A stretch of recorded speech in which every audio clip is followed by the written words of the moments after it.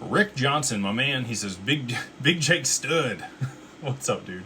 1. Concern accredited institutional investors might be the only ones being able to hold or gain interest via crypto after the Clarity Act passes. 2. Besides oil spike, what else can trigger the reverse carry trade? What would you say? So I'll tackle number 1 first. And I think I did just a little bit earlier, right? I'm hopeful that the SEC will propose new regulation that allows people to become accredited or sophisticated through separate means outside of just their income or their net worth.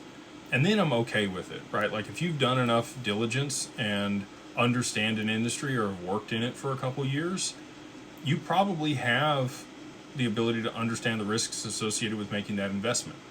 Should they cap you at 10% of your total income invested in private investments each year if you are in a certain class or underneath a certain, income? They don't cap you at the casino. They don't cap you on lottery tickets. So I think people should be able to do what they want with their money.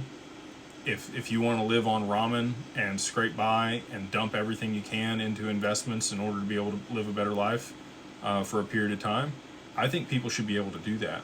And I think a lot of people have for crypto over the past 5, 6, 7, 8 years. They understand where this asset class is going and the opportunity that exists, and it's not going to be around much longer. So that's my position there. I would like, more access to these markets and asymmetric bets for people. But again, still oversight and some type of regulation around it.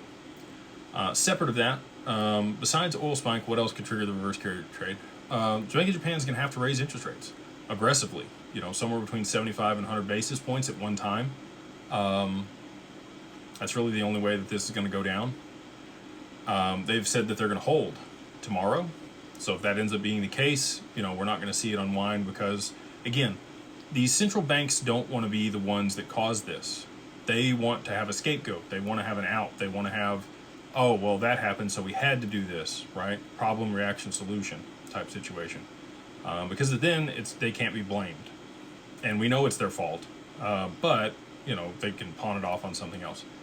So oil, there would have to be something else that would cause significant inflation in Japan's economy. Oil and energy would absolutely do that.